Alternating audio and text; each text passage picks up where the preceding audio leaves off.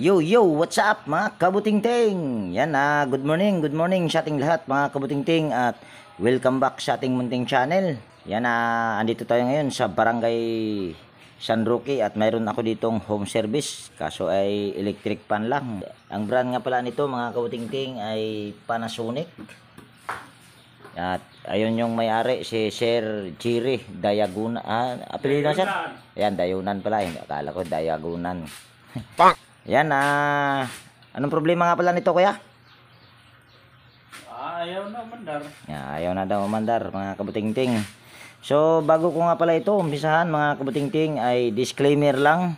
Lahat po ng video na ina-upload ko sa aking YouTube channel ay based lang po sa aking experience at hindi ako dito nagmamagaling. At mayroon pang isa mga kabutingting. Yun. So ito muna yung uunahin natin. Yan, bali, una lang natin gagawin nito ay ating iti-tester. At ito yung aking tester.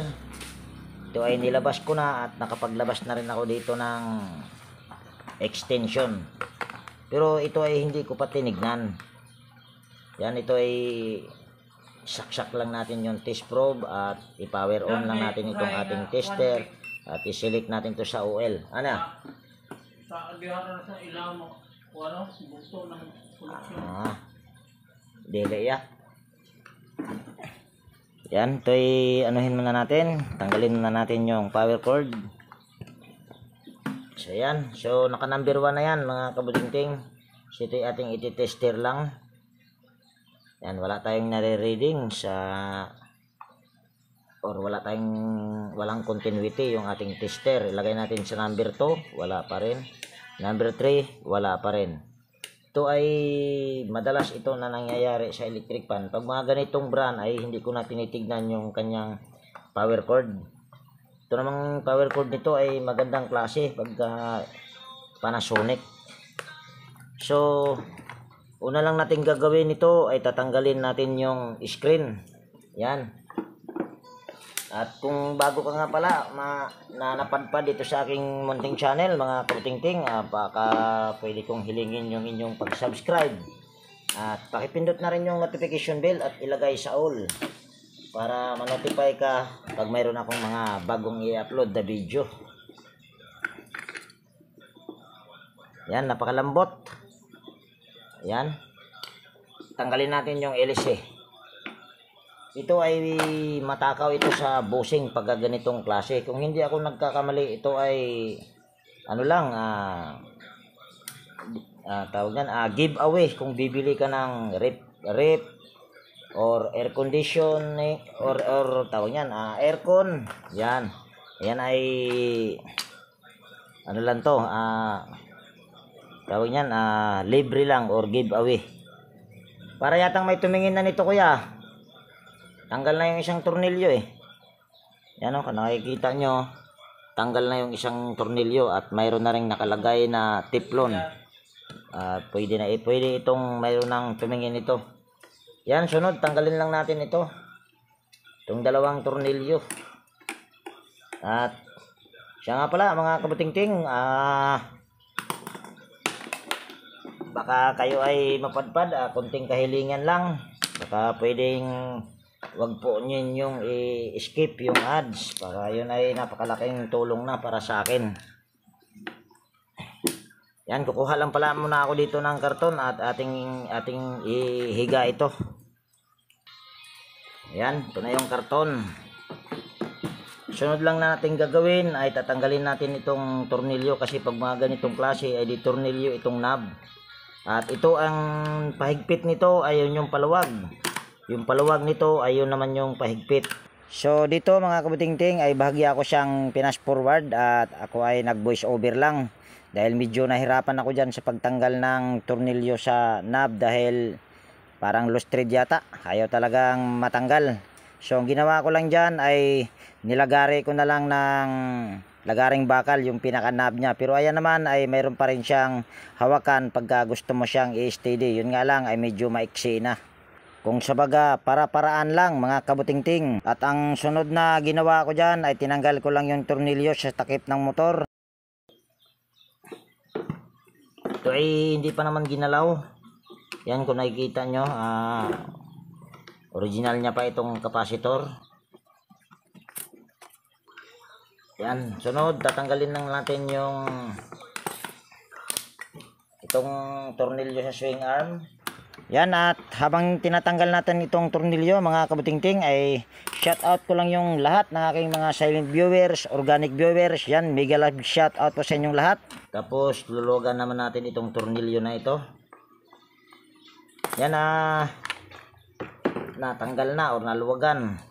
Sunod ay tatanggalin naman natin itong tatlong tornilyo, at ganun din yung itong mga nakaklip na ito ay iangat lang din natin.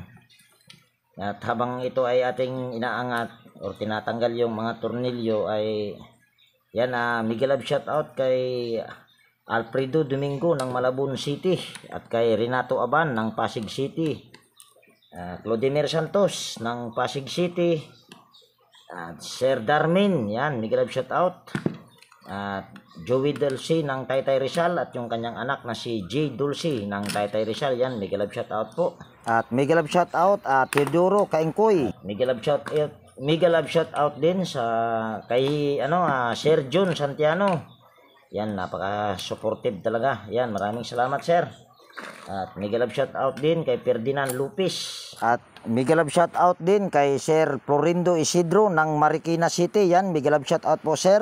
At mega love shout out din kay Sir Willie Canlas, Joseph Lara. At mega love shout out kay Sir Yek Vlogs. Yan, mega love shout out sa sir, at maraming salamat sa inyong palaging panonood sa aking upload na video. At mega love shout out kay Ruel Ambas. Yan, mega love shout out.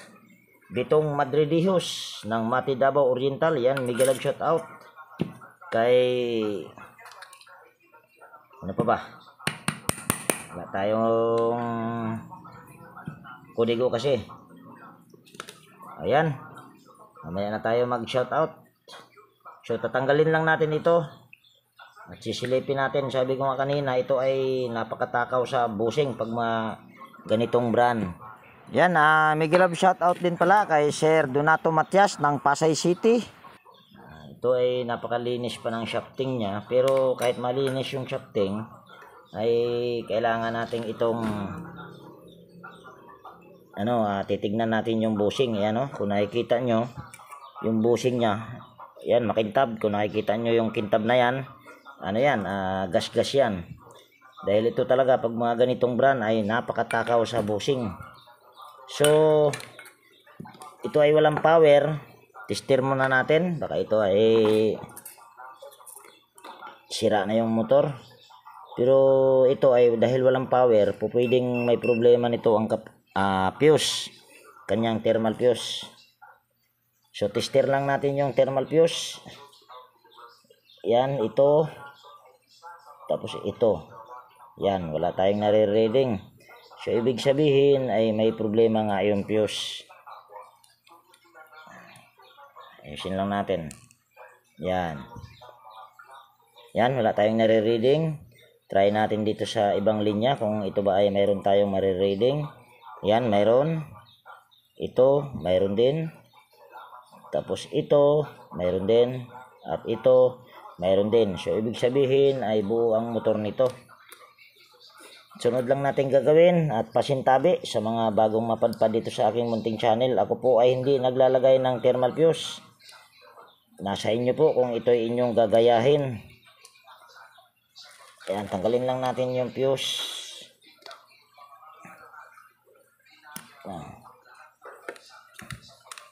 Tapos puputulin natin dito. Ayan, ito na yung fuse. Ayan, pumutok pala ito. Ayan, Ayan, nangitim. Kaso naputol ko yung niya. Nakadugtong dito. So ito ay ating babalatan itong wire. Naputol pa ulit. Kagwang. Yan, mega love shout out nga pala kay Bitong Madridihos ng Mati Davao Oriental. Yan. Tapos pupulupot naman natin ito. Yan, pupulupot natin dito. So ibig sabihin ito ay nakarekta na. Pag nakapulupot na yan dyan. Hirap ng walang kuko. Bago natin ipupulupot yan, ay lalagyan muna natin ng spaghetti yan. Yan, Miguel Love shout out, Ballpen Teacher, vlogger ng Quezon City. Yan, Miguel Love shout out po sa inyo, sir. Yan. Tapos saka natin ipupulupot. Kaso ay hindi pa pala ako ng hinang. Kapag painit, yan, nakapulupot na. Yan, kung nakikita nyo, nakapulupot na. So tester lang natin ulit at ilagay natin sa number 1. Yan, naka number 1 na yan.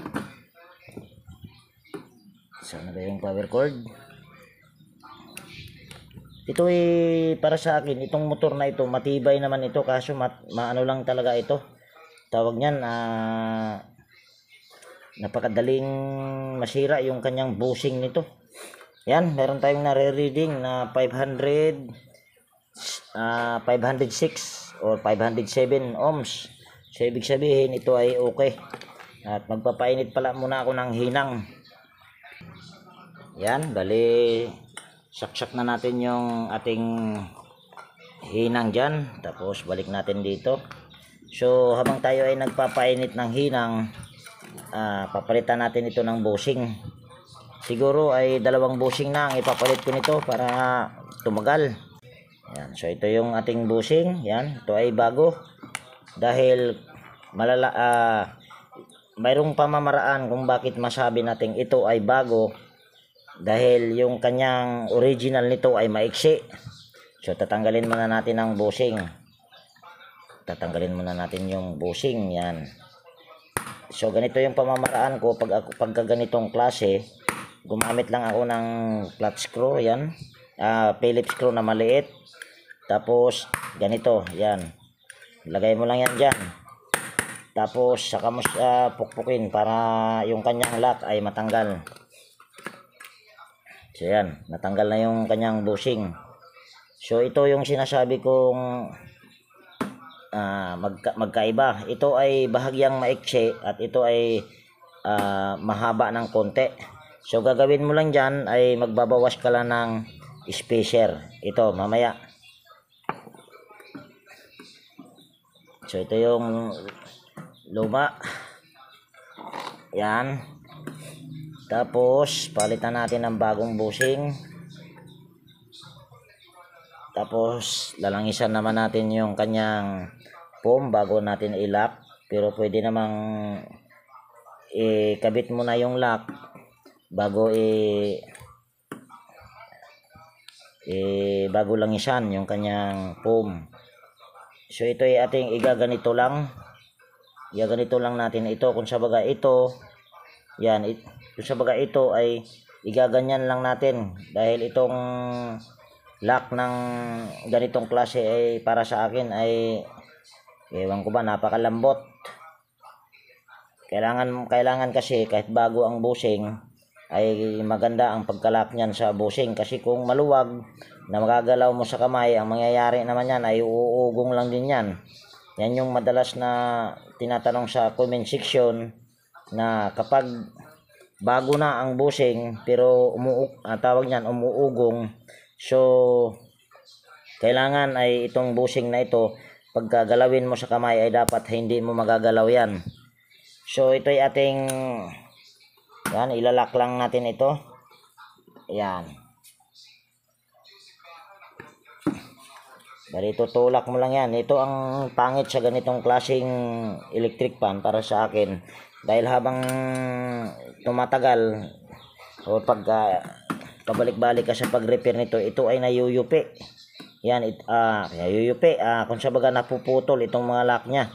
Kaya kailangan ay katulad nito, tawag niyan, nagagalaw sa kamay pero hindi naman masyado. Pero para sa akin, nagagalaw pa rin, kagwang. Yan, ang mas maganda natin gagawin ito, kung mayroon kayong pamalit na ganitong lock, ay palitan na lang. At maghahanap din muna ako kung mayroon ba akong pamalit niyan. Para ito ay tumagal. Ayan, wala akong nahanap. So ito ay aking uulitin lang dahil wala akong mahanap na lock sa bushing. Kailangan Pag mga ganito talaga ay hindi mo ito magagalaw sa kamay pag galawin mo itong bushing. Yan, ito ay itutulak pa natin papunta dito sa baba. Yan. Or pwede rin natin itong baliktarin. Pero mas maganda kung ganitohin mo na lang. Basta ang importante lang naman ay kailangan yung bushing ay hindi yan gagalaw pag galawin mo sa kamay. Pag nagagalaw kasi yan ay uugong yan. Kahit bago ang bushing yan. Kung mahirap pag mga ganitong klaseng electric pan. Malambot yung kanyang lock sa bushing. Kaya madaling bumibigay ang bushing nito. Yan, Miguel Love shoutout nga pala kay Sir Edgar Macam. Gani Pitilya ng North Caloocan. Edgar Bungaes. Yan, Miguel Love shoutout po. Ayan. Tapos try natin itong alug-alugin. Ayan, pwede na to. Matigas na. Hindi na basta-basta naaalog. Ayan, okay na yan. Tapos, yung isa ay ganun din. Papalitan din natin para ito ay tumagal. Yan, Miguel Love shoutout nga pala kay Sir Francis Milorin ng Sorosoro, Maasin City. Ray Francisco ng Sison, Pangasinan. Roland Nueva, Renato Diaz ng Muntinlupa City, Joshua Layog, Ricky Magkaling. Baka mainit na tong hinang, hihinangin na natin yung ito, yung nakapulupot. Mainit na nga. Sinangin muna natin. Mamaya tayo mag-continue sa pagpalit ng bushing. Ayan. Tapos tong spaghetti ay gaganyan lang natin. Purpose lang naman yan. Yung spaghetti na yan ay para hindi basta-basta dumikit doon sa housing. Kasi pag dumikit yan ay pwedeng magkaroon ng ground. So palitan na natin yung bushing o kakabit na natin. Yan. Tapos lagyan natin ng langis yung foam. Yan, Miguel Love shoutout din kay Charlie Cantar ng Tansa Cavite, Rene Salimbot. Yan, Miguel Love shoutout po. Ayan. Tapos ito pa isang paraan. Pwede nating baliktarin ito. Yan. Dapat nakaganyan ito sa paglagay. Baliktarin nyo, pwede rin yan. At wala na akong ginawa dyan. Kung sa baga, babaliktarin ko lang ito. Yan. Tapos tulak natin yung nakaangat na mga clip. Yan, Miguel Love shoutout nga pala kay Sir Alfredo Kiambao, Darmin Saldi Bertis Mabilangan ng North Caloocan. Ito pagka wala kang diskarte nito ay hindi tatagal ang gawa mo nito pag mga ganitong klaseng electric pan. Dahil ano to, para sa akin madali itong masira pag ganitong klaseng electric pan. So ayan, nakalock na. So ito ay titignan natin. Ayan, hindi nga magalaw sa kamay ko. Mas maganda pa nga itong binaligtad ko kaysa doon sa una kong inano. Ito talaga ay hindi talaga nagagalaw sa kamay. Ayan, yan ang maganda pag hindi nagagalaw sa kamay yung kanyang bushing. So ito ay hindi ko muna lilinisan. Ito ang pagkakaiba kung ang bushing mo ay bago ba or luma. Lalanisan muna natin. Pero ito ay ating lilinisan. Kung sa baga halimbawa ko lang ito kung luma or bago ba yung bushing na nilagay. Kung patayin muna natin yung tester, maingay. Ayan, kung sa baga ito yung pamamaraan kung bago ba yung bushing or hindi. Kung yung bushing na yun tinanggal ko lang, ang mangyayari niyan, ito ay pag gaganituhin mo siya, wala kang mahihila niyan. Wala kang play. Kung nakikita mo ay umangat pa nga, oh. Ayan, oh. Hindi siya maglapat. 'Yon ang palatandaan pagka bago yung bushing, hindi mo siya maaalog-alog. So, kailangan nating magtanggal ng spacer at ganun din, maglilinis din tayo nitong shafting dahil umitim. Dumikit pa yung kanyang ano dito.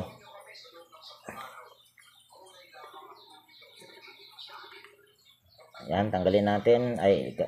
Mamaya na, tanggalin na lang natin lahat. Tapos ganun din ito, tanggalin din natin. Nabasag na. Sabagay, okay lang nabasag dahil ito naman ay sabi ko nga, ito ay magbabawas talaga ng spacer basta bagong replacement lang yung kanyang bushing na ikinabit. Pero kung luma lang din ay hindi ka magbabawas ng spacer.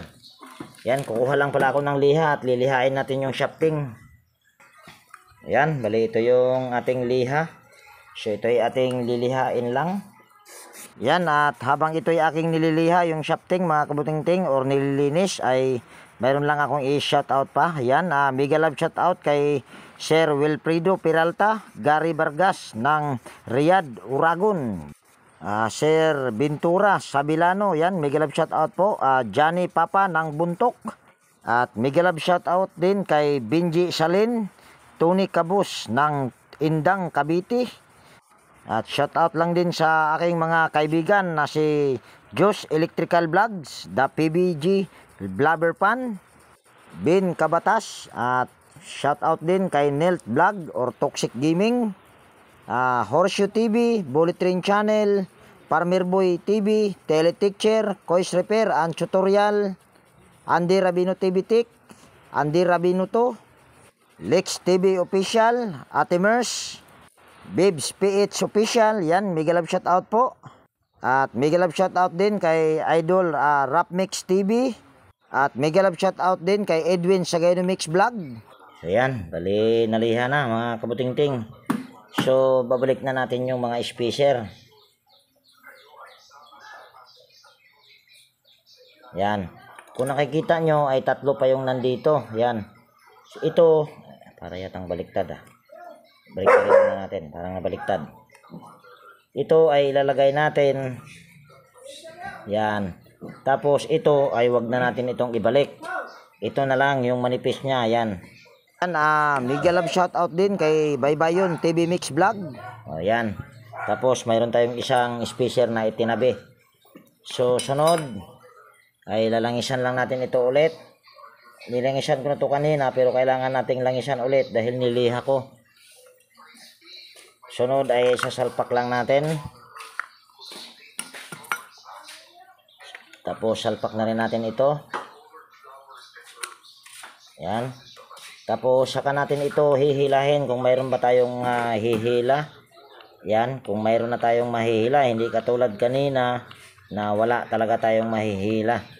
Dahil yung ating ipinalit na bushing ay bago. Yun ang palatandaan kung luma yung bushing or tinanggal lang. Ang mangyayari noon, basta hindi lang ginawa pa, kung sabaga kung ikaw pa lang yung gumawa, mayroon kang mahihila na ganito. Pero kung bago, ay wala talagang mahihila na ganyan. So pagka ako, bago ko ito nilalak, yan, ang ginagawa ko nito ay pinapaandar ko muna. So paandarin muna natin kung ito ba ay iikot. At kukuha lang ako ng tali. Ito ay tatalian natin para makita nyo na yan ay umikot na talaga. So yan, bali ito na yung ating tali. So itatali lang natin ito. Gusto ko lang na ipakita na ito ay gumagana na. Pero hindi ko muna yan inilalak kasi baka mamaya sablay yung pagkabit ko sa bushing maluwag. So ito ay uugong lang to, hindi ito iikot. So ngayon ay saksak ko lang dito dahil naka number 1 naman yung power cord. So saksak ko lang dito yung power cord. Sa baga naka number 1 na yung naka-switch na sa number 1, ang gulo mo tinga. Yan, saksak lang natin. Ayan, kung nakikita nyo ay gumagana na. Ayan saksak ko ulit. Ayan. At hindi siya humuhuni o umuugong.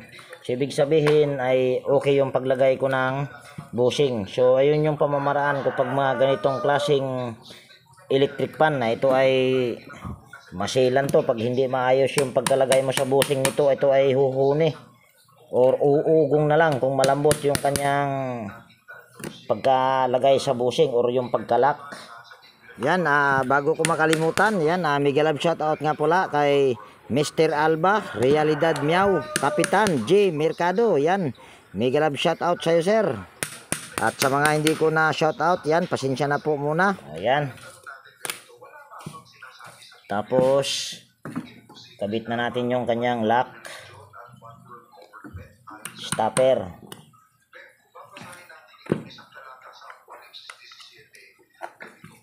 Sunod ay ilalagay na rin natin ito. Yan, fast forward ko lang dito sa pagkabit dyan sa kulay black na yan. Medyo nahirapan ako dyan. Ayan. Tapos, assemble na natin. So, dito mga kabutingting ay bagya lang nating i-fast forward. Yan naman ay madali lang sa pagtornilyo sa gearbox. Ayan ay 3 tornilyo lang. So, sunod lang na ginawa ko dyan ay tinornilyo ko yung swing arm at hinigpitan yung tornilyo sa leeg.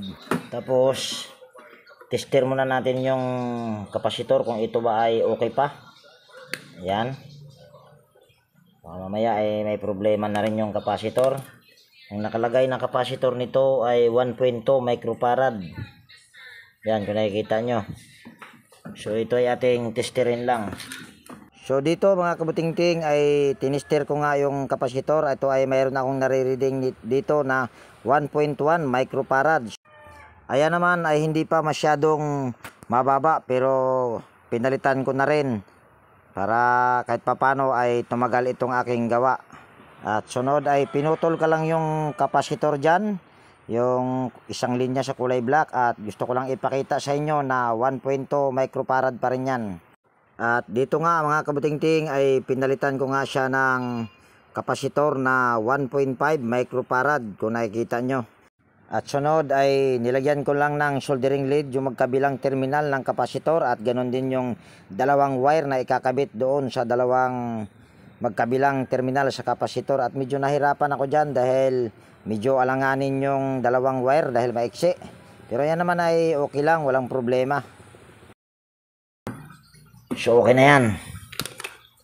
Sunod ay tornilyo na natin itong kapasitor. So yung pinalitan natin ito ay bushing at saka kapasitor. Dalawang bushing. Tapos assemble na natin ito. Para yatang madumi. Pagpagan lang muna natin. Yan, fast forward ko lang dito yung paglinis at ganoon din yung pagkabit sa mga tornilyo sa harap na housing sa motor.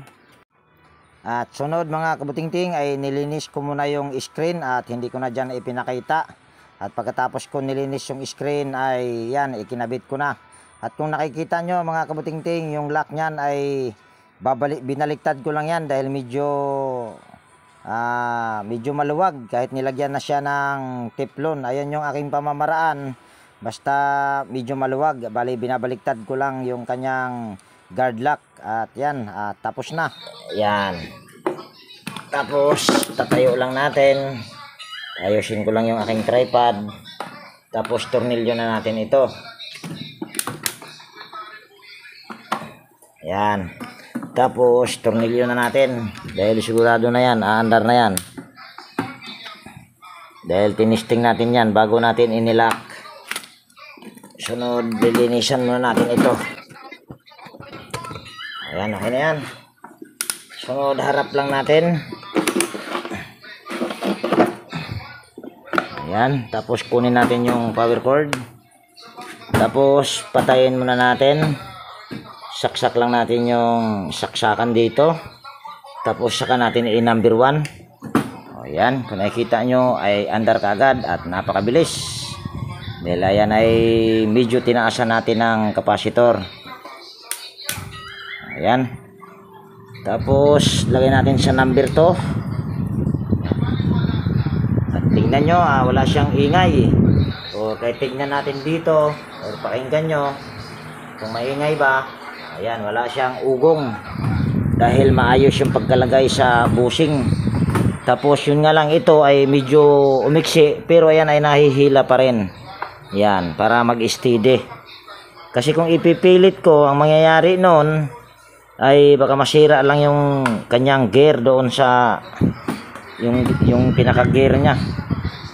Kaya hindi ko na ipinilit at pinutol ko na lang. So yun lang yung aking pamamaraan. So, Idugtong lang mo. alang idugtong? Hindi na naman dugtong oy. Lagari na na ho. Ilagay lang eh, ginugtong balik. Wala di ay, dyan kadugtong. Yung problema. Wala. Putol na ka na. So, yan. Okay na, boss. Okay na? Ayan, okay na daw. So, testing muna natin dyan. Para, ewan ko lang kung umabot ba doon sa kanya. Pero ito, ayan, bali hindi ko na to ibahagi sa inyo. Ang sa ganun ay hindi na masyadong humaba yung video natin. Ikwento ko na lang sa inyo mamaya kung ano yung nagiging problema sa electric pan na yan. So yan, bali update ko lang kayo dito sa wall pan mga kabutingting. Ayan ay may problema na yung motor, nasunog. So ito lang yung aking nagawa sa araw na ito. At dito ka na rin siguro tapusin yung video natin mga kabutingting. At kung nagustuhan mo itong video na to mga kabutingting, at kung mayroon ka ditong natutunan, pwede bang pa-like at paki-share, at higit sa lahat, kung bago ka na napadpad dito sa aking munting channel, pwede bang hilingin ko na rin yung inyong pag-subscribe at pakipindot na rin yung notification bell at ilagay sa all para ma-notify ka pag mayroon akong mga bagong i-upload na video. At sayang yung talaga yung isa, pera na rin sana, kaso wala tayong magagawa dahil motor ang problema. So yan, bali bye bye na mga kabutingting, at lagi nag-iwan sa inyo ng ingat tayo palagi, at God bless po sa ating lahat mga kabutingting. Yan, bye bye na po.